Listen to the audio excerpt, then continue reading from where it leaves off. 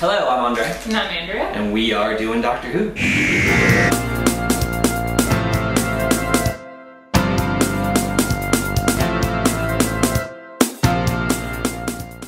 And we just finished season 3. Yep. We did. Congratulations, high five. Yay! Woo! Alright. So the last story of season 3 is called The War Machines. Yeah. And you had an interesting reaction to this one.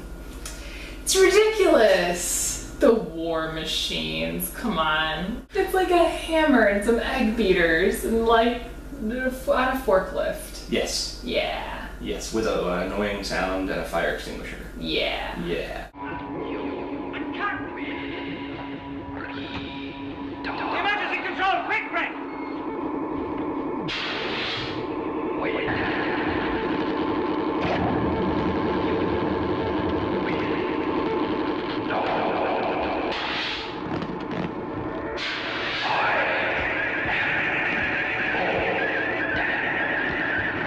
So it's a war machine. Sure. So the War Machines is one of the first ones that takes place in contemporary Britain. Yeah. So we show up, it's the Doctor and Dodo come out of the TARDIS, it's 1966 in London, and the post office tower has just been finished, which is that massive cylindrical monolith thing downtown. And the Doctor feels some sort of alien presence there, Right. and goes to check it out. And we see that he knows this guy named Sir Charles. We don't know why he knows Sir Charles. No idea. So this is the Doctor's entrance into the British government of the time, and so he's hobnobbing with the establishment in this episode. And we find out that they're building a supercomputer named Votan. Votan. Votan. So the supercomputer's plot is to connect with all the other computers in the world and use these war machines to eliminate humanity. Right. Right. So really the bad guy in this is the internet, which I thought was fascinating. Which doesn't even exist yet. Right, 1966. Yeah. Yeah. So they're worried about computers connecting to other computers, and Right. that's sort of the metaphorical fear that they're getting at in this Right. one, which I appreciated. Which is interesting because, like we talked about, this is like a super common plot now for movies and TV shows and everything, now that we actually have internet and really smart technology. So Yeah. it's interesting. I wondered if this was the first time that the whole computer takes over the world or whatever sort of plot came into play, but that would be pretty incredible. It would be This incredible. was the first time that idea came into somebody's head. Yeah, and I'm sure our fans will be able to tell Hey, us. maybe they can. Maybe they can. So Votan speaks in a really annoying whisper. Yes, which I'm super thankful that we didn't have to hear a lot of, because the Doctor Who alien voices drive me crazy, as we know, because they're all slow and they all like slur S's and they're just so dramatic, and yeah, this one was no better. This was bad. He also refers to our main character as Doctor Who. That is so troubling to me. That is not his name. How are they okay with that? Well, I And still you think- said it's before they... Yeah, at this point in the show, they don't know a whole lot about the Doctor, and I think this writer and the people who are in charge of it now think his name is Doctor Who. It's clearly not the case, so... No, because he's never been called Doctor Who No. before. No. And I'm guessing he never gets called Doctor Who again. Never again. So it's just sort of ridiculous. It is sort of ridiculous. That they don't know the name of their own main character. That's the state of the show right now. That's crazy. It like defeats the whole purpose of the Doctor Who thing. It's supposed to be like, I'm the Doctor, and they're like, Doctor Who. It's not his name.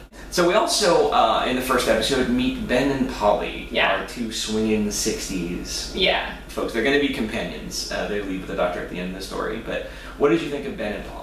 I like them a lot. Good. I think she's really spunky and cute, and they have like a little chemistry together, and they seem just a lot more interesting. I sort of already like them more than I liked Steven and Dodo, and we've only seen them for a few episodes now, Yeah. so they just seem to have a lot more personality. Ben is kind of a hothead, and I kind of like that. He's got a temper, and he's military, so he's Yeah. force first. But I mean, Yeah.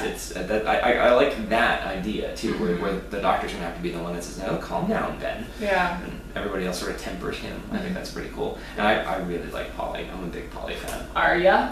A little bit. So Votan is hypnotizing people throughout London to go and build these machines. And one of the first people he hypnotizes is Dodo. Right. And Dodo tries to get the doctor. Votan calls the doctor, and Dodo tries to, thinks that he's been hypnotized too, tries to get him. And so the doctor dehypnotizes her, sends her off with Sir Charles' family in the country, and that's it. You never see her again. That's her exit. Yeah. It was like a couple episodes later, and I was like, where is Dodo? I was debating about whether to say that in episode 2. Like, this is the last we see of Dodo, That's so say goodbye. crazy. It That's is. crazy. There was no... This is the least amount of a goodbye moment that we've had. There was no goodbye moment. It was just... Polly comes back and is like, oh, by the way, Dodo says she's gonna stay, and much love, and bye. Mm-hmm. That's it. Yeah, they wrote her out. Yeah. Yeah, I kind of find that somewhat disrespectful. I do too. I don't know. Man, Dodo got so disrespected in this whole story because they were like, oh, she's the doctor's secretary. Yeah. And I'm like, she's not a secretary. Come on. She's a traveling companion. She's a companion. Absolutely. Let's have some equality here, people. So they call her a secretary, and then they just write her out. Yep. If this was a soap opera, they would have dropped her down an elevator shaft. that would have been more respectful. Right? That would have been like a final scene. That would have been something besides Dodo's gonna stay. Yeah. God. Yeah. So she's not a very popular companion. I mean, she wasn't around for very long, so Yeah. she didn't make an impression on you, really. I mean, Not really. Yeah. No, I don't really care that she's gone. Yeah. Yeah. So- I didn't dislike her, but compared to like Vicky. But yeah, she's just kind of yeah. well. So she's gone now. Yeah. Farewell, Dodo. Bye, Stephen and Dodo. So as the story goes along, we see them building these war machines that you found ridiculous. They are ridiculous. They're completely ridiculous. They like they move at the speed of a snail and they just have big hammer arms. It's like a war machine that's going to destroy London by slowly smashing it. And shooting with a fire extinguisher that does something. That we don't know what exactly it does, and the range of the mist that it sprays is like Yes, yeah. like this. Yeah. So these are not very effective machines. They're no. No, as we can see in the 4th episode, when they kind of trap it in a boxing ring thing.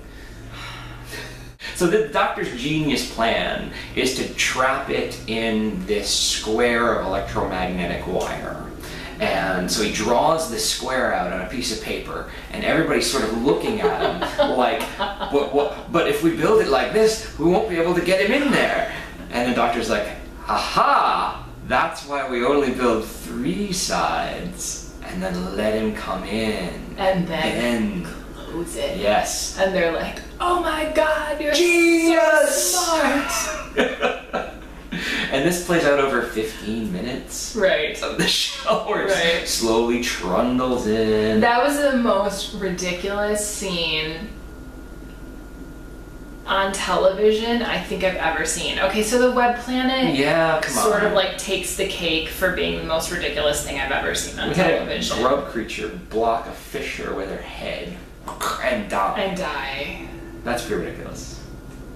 Okay, so this is going as number 2. It really is. That scene where our big forklift killing hammer machine, egg beater, like slowly moseys into a ring of, it's not even, No. it's rope. Yeah, it's ridiculous.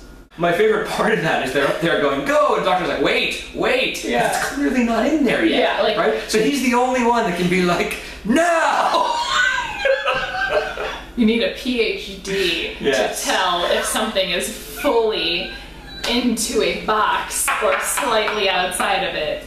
So then at the end, the doctor reprograms the war machine to apparently take the elevator up Post Office Tower and blow up Votan. And Right. that's the end. Yep. So this was not your favorite season, I would suggest. No. Yeah. I really didn't like this season. Yeah, I don't remember you really liking anything from this season. That's possible. I thought the gunfighters might be a thing you really liked, but no. There was a bias already. Yeah.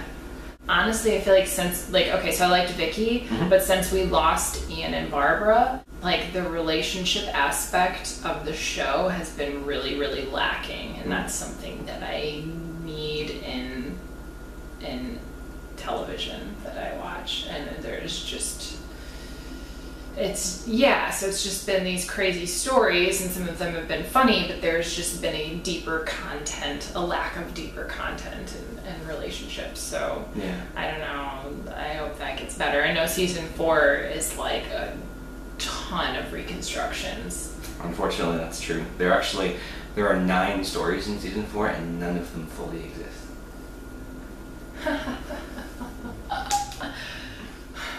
So before we sign off, our tradition when we get to the end of a season is to have a jelly baby. I don't even know what Bassett's Jelly Baby. So congratulations for making it season 3, end of season 3. Would you like a jelly baby? Yes, please. You're gonna find it really funny someday. In like 4 years. Promise you. Jelly baby. I don't think the jelly babies have ever tasted this good. Honestly. Mm-hmm. Sweet victory. Mm-hmm. So the season 4 premiere we'll do next time. The season 4 premiere is called The Smugglers. Cool. None of it exists. Awesome. Mm-hmm.